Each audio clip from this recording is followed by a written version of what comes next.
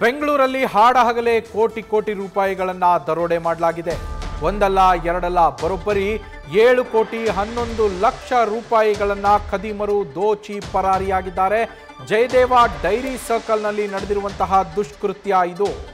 ಎಟಿಎಂಗೆ ಹಣ ತುಂಬಿಸೋದಕ್ಕೆ ಅಂತ ತೆಗೆದುಕೊಂಡು ಹೋಗ್ತಾ ಇದ್ದಂತಹ ವಾಹನದಿಂದ ಈ ರಾಬರಿಯನ್ನ ಮಾಡಲಾಗಿದೆ.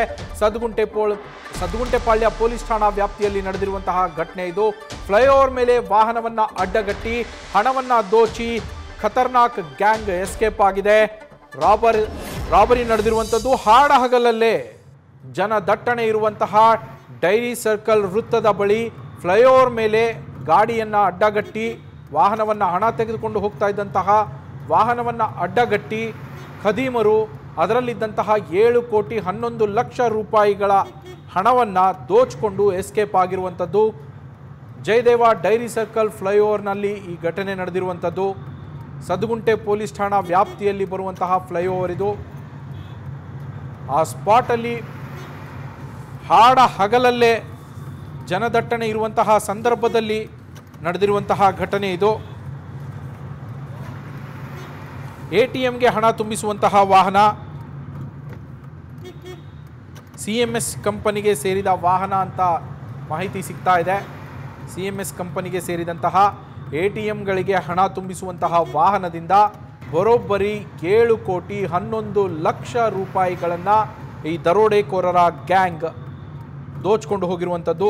ಜೆಪಿ ನಗರದ HDFC ಬ್ಯಾಂಕ್ನಿಂದ ಹಣವನ್ನು ಸಿಎಂಎಸ್ ವಾಹನದಲ್ಲಿ ತರಲಾಗ್ತಾ ಇತ್ತು. ಈ ವೇಳೆ ಇನೋವಾ ಕಾರ್ನಲ್ಲಿ ರಾಬರಿ ಮಾಡೋದಕ್ಕೆ ಅಂತೇಳಿ ರಾಬರ್ಸ್ ಬಂದಿದ್ರು. ದರೋಡೆಕೋರರು ದರೋಡೆ ಮಾಡೋದಕ್ಕೆ ಅಂತೇಳಿ ಇನೋವಾ ಕಾರ್ನಲ್ಲಿ ಬಂದಿದ್ರು. ಆ ಕಾರನ್ನು ಕೂಡ ಗಮನಿಸ್ತಾ ಇದ್ದೀರಾ. ಇದೇ ಕಾರಲ್ಲಿ ಬಂದಿದ್ದು, ಬೂದು ಬಣ್ಣದ ಕಾರ್ನಲ್ಲಿ ಬಂದು ಆ ಸಿಎಂಎಸ್ ಸಂಸ್ಥೆಯ ವಾಹನವನ್ನು ಅಡ್ಡಗಟ್ಟಿ ಹಗಲಲ್ಲೇ ಅದರಲ್ಲಿದ್ದಂತಹ 7 ಕೋಟಿ ರೂಪಾಯಿಯ ಹಣವನ್ನು ದೋಚಿಕೊಂಡು ರಾಬರಿ ಗ್ಯಾಂಗ್ ಎಸ್ಕೇಪ್ ಆಗಿರುವಂಥದ್ದು. ಈ ಬಗ್ಗೆ ಹೆಚ್ಚಿನ ಡೀಟೇಲ್ಸನ್ನು ನಮ್ಮ ಪ್ರತಿನಿಧಿ ಸಂದೇಶ್ ನೀಡ್ತಾ ಹೋಗ್ತಾರೆ. ಸಂದೇಶ್, ಸಿಎಂಎಸ್ ಸಂಸ್ಥೆಯ ವಾಹನ ಅಂತ ತಿಳಿದು ಬರ್ತಾ ಇದೆ. 7 ಕೋಟಿ ರೂಪಾಯಿ 7 ಕೋಟಿ 11 ಲಕ್ಷ ರೂಪಾಯಿ ಇಷ್ಟು ಮೊತ್ತವನ್ನು ದೋಚಿರುವಂಥದ್ದು ಹಗಲೇ. ಏನೆಲ್ಲ ಡೀಟೇಲ್ ಸಿಗ್ತಾ ಇದೆ ಸಂದೇಶ್? ಇಲ್ಲಿ ಸಿಎಂಎಸ್ ಕಂಪನಿ ಏನಿದೆ ಅಂದ್ರೆ ಈ ಸಿಎಂಎಸ್ ಕಂಪನಿಯ ವಾಹನಗಳು ಅಥವಾ ಆ ಕಂಪನಿಯ ವಾಹನಗಳೇನಿರ್ತವೆ ಇದು ಬೇರೆ ಬೇರೆ ಅಕೌಂಟ್ಗಳಿಗೆ ಹಣ ತುಂಬುವಂತ ಕೆಲಸವನ್ನ ಮಾಡ್ತಾರೆ. ಅಂದ್ರೆ ಪ್ರಮುಖವಾಗಿರುವಂತದ್ದು ಬೇರೆ ಬೇರೆ ಎಟಿಎಂಗಳಿಗೆ ತೆರಳಿ ಅಲ್ಲಿ ಅಕೌಂಟ್ಗಳನ್ನ ಫಿಲ್ ಮಾಡುವಂತ ಅಥವಾ ಅಕೌಂಟ್ಗಳಿಗೆ ಅಲ್ಲಿ ಹಣವನ್ನ ತುಂಬುವಂತ ಕೆಲಸವನ್ನ ಮಾಡ್ತಾರೆ. ಅದೇ ರೀತಿಯಲ್ಲಿ ಇವತ್ತು ಕೂಡ ಅಂದ್ರೆ ಇವತ್ತು ಯಾವಾಗ ಏನು ಜೆಪಿ ನಗರದ HDFC ಬ್ಯಾಂಕ್ನಿಂದ ಹಣವನ್ನ ತೆಗೆದುಕೊಂಡು ಸಿಎಂಎಸ್ ವಾಹನದಲ್ಲೇ ಆ ಸಿಬ್ಬಂದಿ ಕೂಡ ಅಂದ್ರೆ ಎಟಿಎಂಗಳಿಗೆ ಹಣ ಫಿಲ್ ಮಾಡುವಂತ ಸಿಬ್ಬಂದಿ ಏನಿರ್ತಾರೆ ಅವರು ಕೂಡ ಬರ್ತಾರೆ. ಬಂದು ಸೆಕ್ಯೂರಿಟಿ ಗಾರ್ಡ್ ನೊಟ್ಟಿಗೆ ಅಂದ್ರೆ ಸೆಕ್ಯೂರಿಟಿ ಗಾರ್ಡ್ ಕೂಡ ಜೊತೆಯಲ್ಲೇ ಇರ್ತಾರೆ, ಗನ್ಮ್ಯಾನ್ ಕೂಡ ಜೊತೆಯಲ್ಲೇ ಇರ್ತಾರೆ.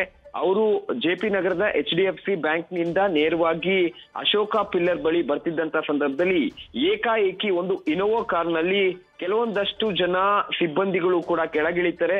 ಕೆಳಗಿಳಿದ ನಂತರ ಅಂದ್ರೆ ಆ ಒಂದು ವಾಹನಕ್ಕೆ ಅಡ್ಡಗಟ್ಟಿದ ನಂತರ ಕೆಳಗಿಳಿದು ಅವರಿಗೆ ತಮ್ಮನ್ನ ಇಂಟ್ರೊಡ್ಯೂಸ್ ಮಾಡ್ಕೊಳ್ತಾರೆ. ಅಂದ್ರೆ ನಾವು ಸೆಂಟ್ರಲ್ ಟ್ಯಾಕ್ಸ್ ಆಫೀಸರ್ಸ್ಗಳು ನಿಮ್ಮ ಡಾಕ್ಯುಮೆಂಟ್ ಗಳನ್ನ ವೆರಿಫೈ ಮಾಡ್ಬೇಕು. ನೀವು ಎಲ್ಲಿಂದ ಹಣವನ್ನ ತಂದ್ರಿ, ಅಂದ್ರೆ ನೀವು ಯಾವ ಬ್ಯಾಂಕಿಂದ ಹಣ ತಂದ್ರಿ, ಇದೆಲ್ಲದಕ್ಕೂ ಕೂಡ ದಾಖಲೆ ಇದೆಯಾ, ನೀವು ಸಿಎಂಎಸ್ ಕಂಪನಿ ಅಂತ ಸುಳ್ಳು ಹೇಳ್ತಿದ್ದೀರಾ ಅಂತ ಹೇಳಿ ಅವರನ್ನ ಮಾತನಾಡಿಸೋದಕ್ಕೆ ಮೊದಲಿಗೆ ಮುಂದಾಗ್ತಾರೆ. ಅದಾದ ನಂತರ ಒಳಗಿದ್ದಂತ ಸಿಎಂಎಸ್ ಸಿಬ್ಬಂದಿ ಏನಿದ್ದಾರೆ ಆ ಸಿಬ್ಬಂದಿಯನ್ನ ಇನೋವಾ ಕಾರ್ನಲ್ಲೇ ಕೂರಿಸ್ಕೊಳ್ತಾರೆ. ವಿತ್ ಅವರ ಬಳಿ ಇದ್ದಂತ ಕ್ಯಾಶ್ ಏನಿತ್ತು ಸುಮಾರು 7 ಕೋಟಿಯಷ್ಟು ಕ್ಯಾಶ್ ಏನಿದೆ ಆ ಕ್ಯಾಶ್ ಅನ್ನು ಕೂಡ ಇವರ ಒಂದು ಇನೋವಾ ಕಾರ್ನಲ್ಲೇ ಇರಿಸ್ಕೊಂಡು ಅವರ ಸಿಬ್ಬಂದಿಯನ್ನು ಕೂಡ ಕರೆದುಕೊಂಡು ಅಲ್ಲಿಂದ ಮೂವ್ ಆಗ್ತಾರೆ. ಅಂದ್ರೆ ಅಲ್ಲಿಂದ ಮೂವ್ ಆಗುವಂತ ಸಂದರ್ಭದಲ್ಲಿ ಡೈರಿ ಸರ್ಕಲ್ ಬಳಿವರೆಗೂ ಕೂಡ ಕರೆದುಕೊಂಡು ಹೋಗಿ ಅದಾದ ನಂತರ ಸಿಬ್ಬಂದಿಯನ್ನ ಕೆಳಗಿಳಿಸಿ ಅಲ್ಲಿಂದ ಇನೋವಾ ಕಾರ್ನಲ್ಲಿ ರಾಬರ್ಸ್ಗಳು ದುಡ್ಡಿನ ಸಮೇತವಾಗಿ ಈಗ ಎಸ್ಕೇಪ್ ಆಗಿರುವಂತದ್ದು. ಅಂದ್ರೆ ಎಸ್ಕೇಪ್ ಆದ ನಂತರ ಸದ್ಯ ಈಗಷ್ಟೇ ಪ್ರಾಥಮಿಕ ಅಂತ ಆಗಿರೋದ್ರಿಂದ ಈಗಷ್ಟೇ ಪೊಲೀಸರಿಗೆ ಮಾಹಿತಿಯನ್ನ ಕೊಟ್ಟಿದ್ದಾರೆ. ಈಗಾಗಲೇ ದಕ್ಷಿಣ ವಿಭಾಗದ ಪೊಲೀಸರು ಕೂಡ ಸ್ಥಳಕ್ಕೆ ಆಗಮಿಸಿ ಯಾವ ಕಾರ್ನಲ್ಲಿ ಬಂದಿದ್ರು ಅನ್ನೋದಕ್ಕೆ ಸಂಬಂಧಪಟ್ಟಂತೆ ಆ ಕಾರ್ನ ಮಾಹಿತಿ, ಫೋಟೋಸ್ ಹಾಗೆ ನಂಬರ್ ಅನ್ನ ಪಡೆದುಕೊಂಡು ಈಗಾಗಲೇ ಬೆಂಗಳೂರಿನ ಬೇರೆ ಬೇರೆ ಭಾಗಗಳಲ್ಲಿ ಅಂದ್ರೆ ಅಲ್ಲಿಂದ ಹೊಸೂರು ಮತ್ತೆ ಕೋಲಾರ ಭಾಗಕ್ಕೆ ತೆರಳಿರುವಂತ ಸಾಧ್ಯತೆ ಇರೋದ್ರಿಂದ ಹೊಸೂರು ಟೋಲ್ಗೇಟ್ ಆಗಿರ್ಬೋದು ಅಥವಾ ಕೋಲಾರ ಭಾಗಕ್ಕೆ ಏನಾದ್ರು ಆ ಕಾರ್ ಒಂದು ತೆರಳಿದೆಯಾ ಅನ್ನೋದಕ್ಕೆ ಸಂಬಂಧಪಟ್ಟಂತೆ ಸಿಸಿಟಿವಿ ಅಲ್ಲಿರುವಂತಹ ಸುತ್ತಮುತ್ತಲ ಸಿಸಿಟಿವಿ ಫುಟೇಜ್ ಗಳನ್ನ ಪರಿಶೀಲನೆ ನಡೆಸುವಂತ ಕೆಲಸವನ್ನ ಮಾಡ್ತಾ ಇದ್ರೆ, ಮತ್ತೊಂದು ಕಡೆ ಈಗ ಆ ಒಂದು ಕಾರ್ನ ಮ್ಯಾಪಿಂಗ್ ಅನ್ನ ಮಾಡ್ಲಾಗ್ತಾ ಇದೆ. ಅಂದ್ರೆ ಅವರ ಮೂವ್ಮೆಂಟ್ ಎಲ್ಲಿಗೆ ಹೋಯ್ತು ಅನ್ನೋದಕ್ಕೆ ಸಂಬಂಧಪಟ್ಟಂತೆ ಮಾಹಿತಿಯನ್ನ ಪಡೆದುಕೊಳ್ಳಲಾಗ್ತಾ ಇದೆ. ಜೊತೆಗೆ ಹಣ ತುಂಬಿದಂತಹ ವಾಹನ ಏನಿದೆ, ಅಂದ್ರೆ ಇನೋವಾ ಕಾರ್ನಲ್ಲಿ ಏನು ಹಣ ತುಂಬಿಸ್ಕೊಂಡು ಹೋದ್ರು, ಆ ಹಣ ತುಂಬಿಸ್ಕೊಂಡು ಹೋಗಿರೋದಕ್ಕೆ ಸಂಬಂಧಪಟ್ಟಂತೆ ಮಾಹಿತಿಯನ್ನ ಪಡೆದು ಈಗಾಗಲೇ ಆ ಕಾರ್ನ ಒಂದು ಕಂಪ್ಲೀಟ್ ಡೀಟೇಲ್ ಅನ್ನ ಬೇರೆ ಬೇರೆ ಪೊಲೀಸರಿಗೂ ಕೂಡ, ಅಂದ್ರೆ ಆ ಒಂದು ರೂಟ್ ನಲ್ಲಿ ಬರುವಂತ ಎಲ್ಲಾ ಪೊಲೀಸ್ ಠಾಣಾ ವ್ಯಾಪ್ತಿಯ ಪೊಲೀಸರಿಗೂ ಕೂಡ ಮಾಹಿತಿಯನ್ನ ಕೊಟ್ಟಿದ್ದಾರೆ. ಹಾಗಾಗಿ ಸದ್ಯ ಈಗ ಪೊಲೀಸರು ಕೂಡ ತನಿಖೆಯನ್ನ ಆರಂಭಿಸಿದ್ದಾರೆ ಅಥವಾ ಹುಡುಕಾಟವನ್ನ ಕೂಡ ಆರಂಭಿಸಿದ್ದಾರೆ. ಈಗಾಗಲೇ ಎಲ್ಲಾ ಒಂದು ಟೋಲ್ ಗೇಟ್ ಗಳಲ್ಲೂ ಕೂಡ ಅಲರ್ಟ್ ಅನ್ನ ಕೊಟ್ಟಿರೋದ್ರಿಂದ ಈಗ ಅವ್ರು ಎಲ್ಲಿ ಹೋದ್ರು ಅನ್ನೋದಕ್ಕೆ ಸಂಬಂಧಪಟ್ಟಂತೆ ಒಂದು ಕಡೆ ಸಿಸಿಟಿವಿ ಮ್ಯಾಪಿಂಗ್ ಅನ್ನ ಮಾಡ್ತಾ ಇದ್ರೆ, ಮತ್ತೊಂದು ಕಡೆ ಅಲ್ಲಿ ಬಳಸಿರುವಂತಹ ಮೊಬೈಲ್ಗಳು ಯಾವ್ದಾದ್ರು ಸಿಗಬಹುದಾ ಅಥವಾ ಮೊಬೈಲ್ ನಂಬರ್ಗಳು ಟ್ರೇಸ್ ಆಗ್ಬೋದಾ ಅನ್ನೋದನ್ನ ಟೆಕ್ನಿಕಲ್ ಆಗಿ ಪೊಲೀಸರು ಪ್ರಯತ್ನವನ್ನ ಪಡ್ತಾ ಇದ್ದಾರೆ. ನವೀನ್, ಸಂದೇಶ್, ಇಲ್ಲಿ ಗಮನಿಸಬೇಕಾಗಿರೋದು ಇನ್ನೊಂದು ವಿಚಾರ. CMS ವಾಹನ ATMಗಳಿಗೆ ಹಣ ತುಂಬುವಂಥ ವಾಹನ. ಹಾಗೆ ಈ ಯಾವ ವಾಹನದಲ್ಲಿ ಎಷ್ಟು ಅಮೌಂಟನ್ನು ತೆಗೆದುಕೊಂಡು ಹೋಗ್ತಾರೆ, ಯಾವ ರೂಟಲ್ಲಿ ಹೋಗ್ತಾರೆ ಅಂತೇಳಿ ಆಯಾ ಟೈಮ್ಗೆ ಅದರದ್ದೇ ಆದಂಥ ಒಂದು ಪ್ರೋಟೋಕಾಲ್ ಸಹ ಇರುತ್ತೆ. ಅಂಥದ್ರಲ್ಲಿ ಈ ವಾಹನದಲ್ಲಿ ಎಷ್ಟು ದುಡ್ಡಿತ್ತು ಅನ್ನೋದು ಗೊತ್ತಿತ್ತಾ? ಯಾರಾದರೂ ಬೇರೆ ಇದರಲ್ಲಿ ಇನ್ವಾಲ್ವ್ ಆಗಿರೋ ಸಾಧ್ಯತೆ ಏನಾರು ಇದೆಯಾ? ಈ ಬಗ್ಗೆ ಏನು ತನಿಖೆ ಆಗ್ತಾ ಇದೆ ಸಂದೇಶ್?